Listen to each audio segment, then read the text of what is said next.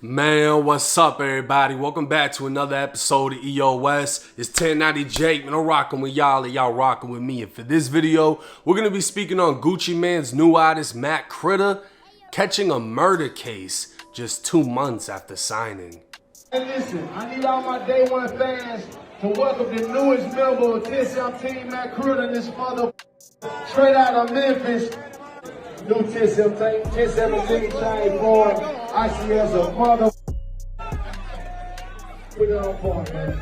Legend has it, signing to Gucci Mane's 1017 Records comes with a new chain and a prison sentence.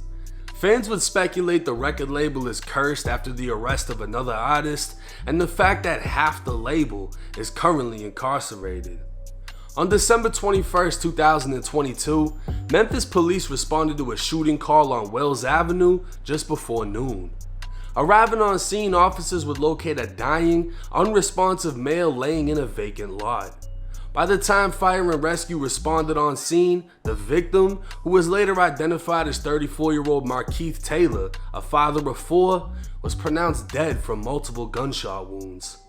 Crime scene tape restricted the area as a large crowd gathered when gunshots erupted again. It had been just over 2 hours since Markeith was killed, when only yards away and with officers still on scene, a man within the crowd overlooking the crime scene opened fire, shooting roughly 9 times at a passing car, striking the driver. The shooter then got into a gold car before driving off. Officers would locate a man dead in his car a few miles away, identifying him as 23-year-old Alandis Turner, who went by the name B-Ball. His family told officers B-Ball was related to Markeith, who was just killed. Speaking with witnesses at the first murder scene, one claimed to have seen the murder of Markeith and was taken back to the Memphis police station for an interview. Speaking with investigators, the witness claimed to have been on the vacant lot at the time of the shooting and observed 4 black males in the SUV stop before pulling off. The SUV returned a short time later where it once again stopped, but this time 4 males got out when one of them, identified as Daniel Bates, called out to the victim. 25-year-old Daniel Bates is more commonly known as the rapper Matt Critter and signed to Gucci Mane only 2 months prior. According to the witness, Matt called out to the victim and told him to get out of his van and come to them. For whatever reason, Markeith listened. As he walked up to the 4 men, they began walking to him as all 4 of them drew handguns, and one man, identified as Gary Taylor, raised his arm and started firing. According to the witness, Markeith would hit the ground as Gary Taylor continued shooting into his body as he stood over him. The 4 men then returned to the SUV and drove off. The witness advised Daniel Bates is known in the area as Matt Critter and Gary Taylor is known as Lil Gary. A third suspect was identified as Danterio Owens, and when shown a 6-man photo lineup, the witness positively identified all 3 men. Specifically, the witness identified Matt Critter as the one who called to the victim, telling him to get out of the van, while identifying all 3 men as having a handgun and standing over the victim as Lil Gary shot him to death. It's unclear if the witness identified the 4th suspect, as a 4th suspect is yet to be arrested. On December 29th, a warrant for first-degree murder was signed, and on December 30th, Lil Gary would be the first arrested, charged with first-degree murder, and because of an alleged court error, Lil Gary was released on his own recognizance. So an alleged gang member, who according to a witness stood over a man while shooting him to death, was released without bond and under the promise he'll show up to his next court date.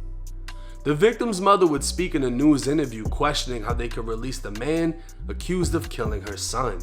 She'd also show the bullet holes that hit her home as days after her son's murder, her house, her sister's house, and her father's house were all shot up. I don't understand how could they let a first-degree murder go? I mean, it's no explanation for that. And he had to beg for his life because that's probably all he was thinking about, his babies.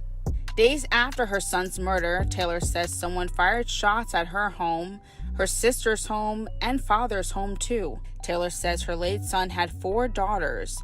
She fears for their life and safety. Everybody I see now, I'm really terrified because I don't know who is who. I don't know if they got a picture of me. I don't know if they ride around. I'm trying to keep my family safe and I have nothing. January 2nd, 2023, Matt Critter and Danterio Owens would both be arrested, and the following day as they were arraigned on first-degree murder charges, Lil Gary would actually show up to his court date and be placed back in custody without bond. The first victim, Markeith Taylor, is said to have gone by the name Mac Demp and has ties to the Gangsta Disciples, but his strongest ties were to his 4 young daughters. Demp worked detailing cars and is said to be the father of Matt Critter's sister's daughter, meaning Matt Critter essentially played a role in his own niece's father's death. The second victim, known as Maserati B-Ball or Butterball, was the father of one with another child on the way. Both Matt Critter and B-Ball have ties to 7th Street and the 700 Walk Down gang, and B-Ball can be seen in multiple videos with Matt Critter and even wearing his 1017 chain. What comes as a surprise is Matt Critter seems to have also been close with Demp, and 2 days after he was murdered, Mac would post to Instagram a picture of them with the caption reading, "Long live Demp. I got your girls forever. I love you, big brother. People in the hood hated how much I loved you. We had a bond nobody can break. I got signed. You was happier than everybody from the hood." Keep in mind, according to a witness, Matt Critter stood over Demp just 2 days before and watched him get shot to death. At this time, a motive is unknown, and Memphis police have confirmed 3 suspects were detained regarding the death of B-Ball, but no arrests have been confirmed. Now this case sounds like the back door of the century. Matt Critter is being accused of killing his sister's baby daddy. And then right after that murder happens, at the same murder scene 2 hours later while people are still there,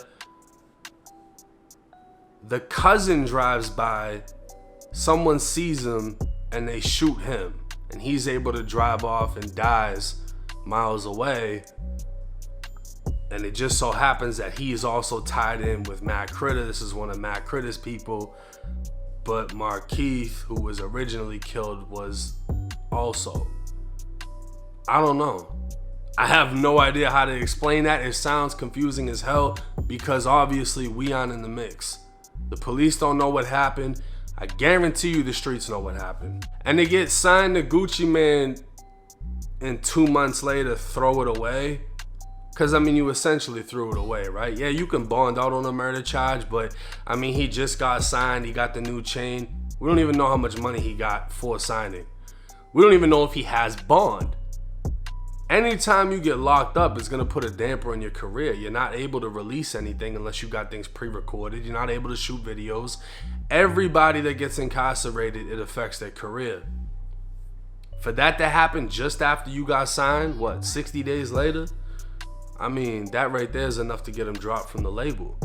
Why would we keep investing money into somebody that just threw away the opportunity we gave them?